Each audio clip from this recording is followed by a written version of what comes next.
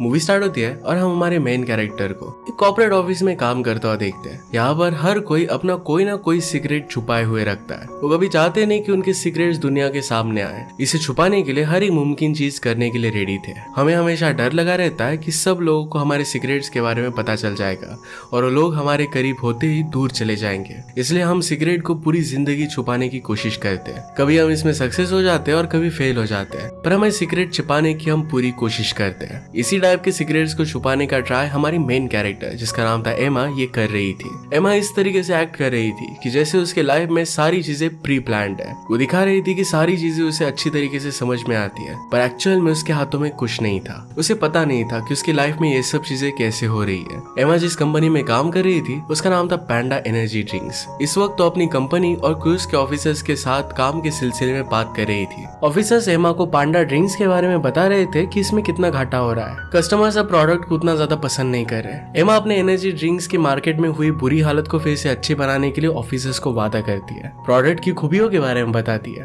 उन्हें बताती है कि चेंजेस करने के बाद किस तरीके से लोग इसे पसंद करने लगेंगे। वो ड्रिंक को डेमोन्स्ट्रेट करने के लिए इसे ओपन कर दिखा रही थी। उसमें से सोडा बाहर निकल आता है क्योंकि ज्यादा गैस हो गई थी। ये ड्रिंक उन ऑफिसर पर गिर जाता है। एमा इस बात से बहुत डर जाती है। तो ऑफिसर्स को रिक्वेस्ट करती है कि प्लीज इसके बारे में मेरे बॉस को कंप्लेन मत करना। इसके बाद हम देखते हैं कि एयरपोर्ट की वेटिंग एरिया में एमा बैठी हुई थी और उसे लिसी का कॉल आता है। जो भी हुआ था इस सब के बारे में एमा उसे बताती है। लिसी उसकी बहुत ही खास फ्रेंड थी, साथ में उसकी रूममेट भी थी। लिजी को पता था कि एमा को प्लेन में बैठने से बहुत डर लगता है और इसी वजह से उसे इनकरेज वो कर रही थी। वो कहती कि हजारों लोग एक टाइम पर फ्लाइट से सफर करते हैं, तुम्हें डरने की कोई भी जरूरत नहीं है। बाद में हम देखते हैं कि एमा अपना चेक इन करवाती है। अपनी सीट पर जाकर बैठ गए। उसे विंडो सीट मिली थी तो उसे बहुत अच्छा लगता है। एयर स्टाफ उसे शैंपेन की ग्लास ऑफर करता है। इसे वो एंजॉय कर रही थी।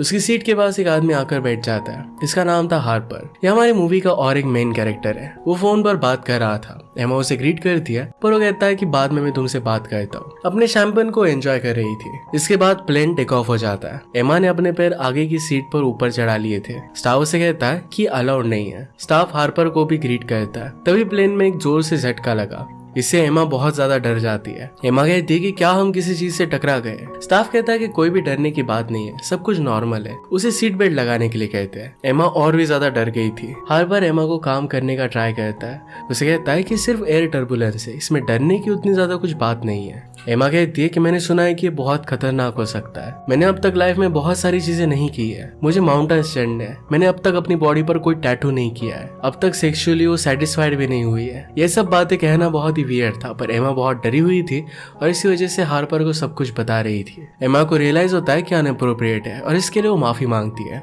एरोप्लेन में बैठे सब लोग झटकों की वजह से काफी डरे हुए थे और एमा भी बहुत डरी हुई थी। हार्पर उसे कहता है तुम अपनी बातें करती रहो, इससे तुम्हें जरा अच्छा लगेगा। एमा उसे अपने डर के बारे में बताती है कि उसे लग रहा है कि शायद उसका पूरा करियर अब खत्म हो जाएगा क्योंकि क्लाइंट के साथ उसकी मीटिंग उतनी अच्छी गई नहीं थी। उसे लगता है कि अब उसकी फ्रेंड को प्रमोशन मिल जाएगा और दूसरों के लिए उसे काम करना पड़ेगा। वो अपने फेवरेट मूवी के बारे में, अपने बॉयफ्रेंड के बारे में सारी इंटीमेट डिटेल्स बता रही थी। ये सब बताते हुए उसे कुछ भी आइडिया नहीं था कि जिस कंपनी में वो काम कर रही है एक्चुअल में उसका बॉस हार्पर ही है। ये सब जब वो बता रही थी तो थोड़ी देर में हार्पर उसे रोक देता है क्योंकि उनका प्लेन अब लैंड हो चुका था। बहुत टाइम से टर्बुलेंस भी नहीं था, पर फिर भी एमा उसे सब कुछ बता रही थी तो हार्पर सुन रहा था। ये बात जब एमा रियलाइज करती है कि हार्पर ने उसे रोका नहीं, तो इस बात से वो बहुत ज्यादा गुस्सा हो जाती है। हार्पर कहता है कि मुझे लगा कि ये सब बताने से तुम्हारा मन हल्का हो जाएगा, इसी वजह से मैं तुम्हें रोकना नहीं चाहता था। उसे गुस्सा होकर वहां से निकल जाती है। एयरपोर्ट पर उसका बॉयफ्रेंड कॉनर उसे लेने के लिए आया हुआ था। कॉनर को उसकी काफी चिंता हो रही थी क्योंकि उसे पता था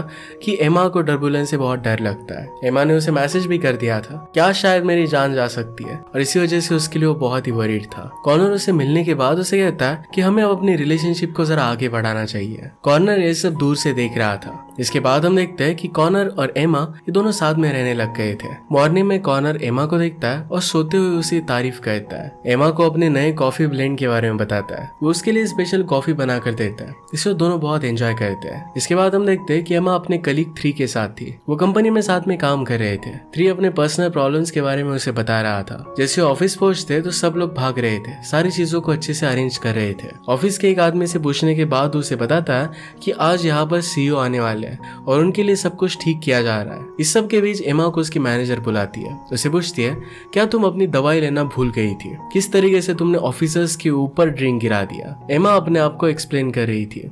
मैनेजर उसे कहती है कि अब यहाँ पर सीईओ आने वाले हैं और इस तरीके से गलतियां फिर से होनी नहीं चाहिए, तुम्हें जॉब से निकाल दूंगी। जब एमा देखती है कि यहाँ पर हार्पर आ चुका है और वही कंपनी का सीईओ है तो इस बात से वो शॉक हो जाती है। उसने फिर खुद को कंट्रोल किया और मैनेजर के साथ ग्रीट किया। मैनेजर सब लोगों को एक एक कर इंट्रोड्यूस करवा रही थी। वो हार्पर को एमा को भी इंट्रोड्यूस करती है। एमा के बारे में थोड़ी सी वो मैनेजर से बातचीत करता है और फिर उससे पूछता है कि यहाँ की कॉफी कैसी है, क्योंकि एमा ने प्लेन में कहा था कि उसके ऑफिस में कॉफी बहुत ही घटिया मिलती है। इस बात से एमा को बहुत ही ऑकवर्ड लगता है। वो कॉफी की बहुत तारीफ करती है। यहाँ पर हार्पर से बात कर सब लोग उसे इम्प्रेस करने की कोशिश कर रहे थे। इसके बाद एमा हार्पर को ऑफिस में मिलने के लिए जाती है। उसे बताती है कि जो भी हुआ एक कोइंसिडेंस था, वो इस बात को भूलना चाहती थी। वो कहती है कि मुझे पता नहीं था कि आप ही हमारी कंपनी के सीईओ, उससे कुछ भी गलती हो गई होगी तो इसके लिए वो माफी मांगती है और कहती है कि प्लीज मुझे जॉब से मत निकालिएगा। हार्पर उसे भरोसा दिलवाता है कि उसे जॉब से नहीं निकालेगा। इस बात को ज्यादा सीरियसनेस से नहीं देखता। वो इस बात को सीक्रेट रखने के लिए कहता है कि किस तरीके से वो दोनों शिकागो में मिले थे।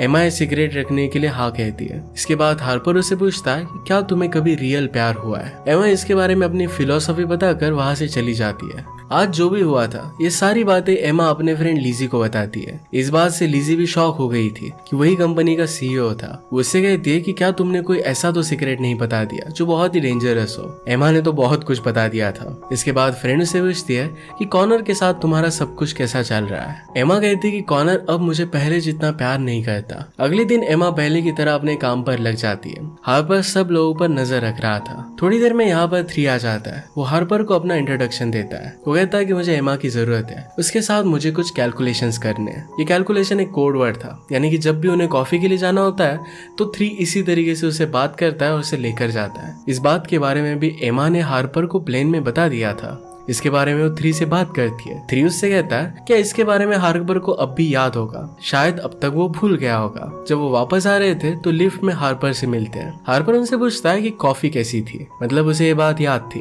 3 कुछ न कुछ कर उसे अपनी बातों में उलझा कर वहाँ से चला जाता है। बीच में लिफ्ट में कॉनर आता है। कॉनर भी हार्पर के लिए काम करता था। कॉनर भी हार्पर की कंपनी में एज ए रिसर्चर काम करता था। वो आज उन सब लोगों को प्लानिंग की प्रेजेंटेशन दिखाने वाला था। हार्पर एमा को कहता है कि तुम भी प्रेजेंटेशन में आ सकती हो। सब लोग कॉनर का प्रेजेंटेशन देखते हैं और ये काफी इंटरटेनिंग था। एमा कहती है कि मेरे ग्रैंडफादर को भी ड्रिंक बहुत ही पसंद था। बाद में एमा कॉनर को मैसेज कर कंपनी के स्टोर रूम में बुलाती है। वहाँ पर कॉनर जैसे आता है तो उसके साथ वो इंटीमेट होने की कोशिश करती है। कॉनर इस बात से चिढ़ जाता है और बहुत गुस्सा था। दोनों में इस बात से फाइट हो जाती है। उनकी बात अब ब्रेकअप तक पहुंच चुकी थी। अगले दिन एमा निक को कहती है कि हमें पैंडा ड्रिंक्स को एडवर्टाइज करना चाहिए और वो मैगजीन्स में। ये रिक्वेस्ट लेकर एमा को हार्पर के पास जाना पड़ता है। हार्पर एमा को थोड़ी देर के लिए बैठने के लिए कहता है। उसे कहता है कि मैंने सुना कि तुम और कॉनर दोनों ब्रेकअप कर रहे हो। एमा कहती है कि मुझे लगता है कि अब सिंगल रहना ही अच्छा है, ये मेरी ग्रोथ के लिए बहुत अच्छा होगा। हार्पर फिर तुरंत उसे पूछ लेता है कि क्या तुम मेरे साथ डिनर पर आ सकती हो?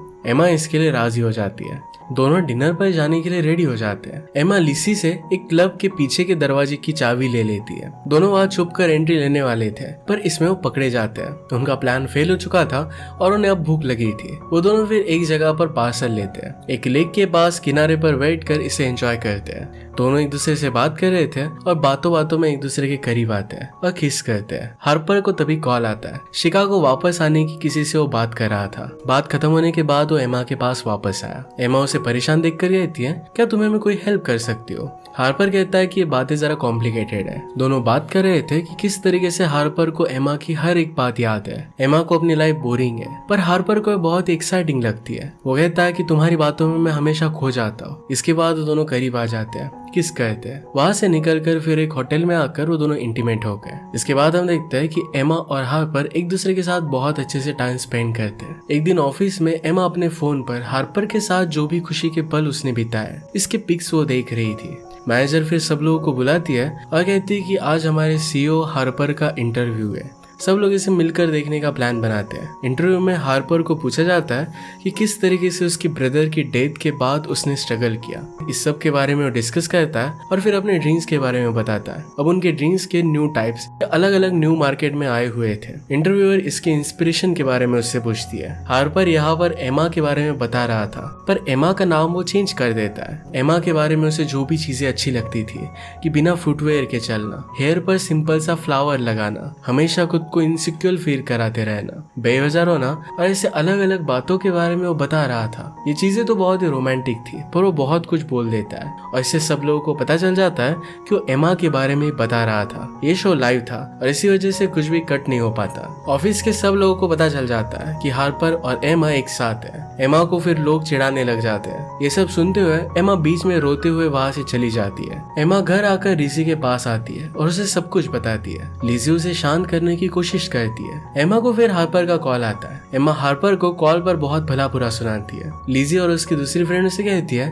कि हार्पर ने जिस तरीके से तुम्हारे सीक्रेट्स के बारे में बता दिया, क्या तुम्हें भी हार्पर के सीक्रेट के बारे में पता है? एमा कहती है कि मुझे उसके बारे में ज्यादा कुछ भी पता नहीं है। वो एक्सेप्ट करती है कि उनकी रिलेशनशिप एक तरफा है। एमा 3 को वहां से जाने के लिए मना करती है, पर फिर भी 3 वहां से चला जाता है क्योंकि उसे लगता है कि हार्पर के साथ एमा को प्राइवेट बात करनी होगी। हार्पर एमा को सॉरी कहता है। एमा को सारी चीजों की वजह से बहुत बुरा लगा था, इस वजह से उसे माफ नहीं कर सकती थी। वो कहती कि मैंने तुम्हें सारी मेरी प्राइवेट बातें बताई थी, तुमने रिवील क्यों की? लोगों ने मुझे इस बात से बहुत क्रिटिसाइज किया। एमा कहती कि तुम अपने बारे में कुछ भी बताते नहीं, या तुम्हें लगता है कि तुम्हारे सीक्रेट दूसरों के कंपैरिजन में ज्यादा इंपॉर्टेंट है। हार्पर कहता है कि मेरे सीक्रेट्स को लेकर मैं किसी पर भी ट्रस्ट नहीं कर सकता, इसी वजह से वो किसी को भी नहीं बताता। इसके बाद हम देखते हैं कि ड्रिंक के लिए मैगजीन में जो एडवर्टाइजमेंट दी गई थी ये सक्सेसफुल हो जाती है। इसका क्रेडिट निक खुद ले लेता है। इस बात से एमा गुस्सा हो जाती है और सारी बातें मैनेजर को बताती है। वो कहती है कि ये सब आइडिया मेरा था और मुझे इसका क्रेडिट मिलना चाहिए। एमा अपनी सक्सेस के लिए प्रमोशन की रिक्वेस्ट करती है। मैनेजर को उसका काम बहुत अच्छा लगा था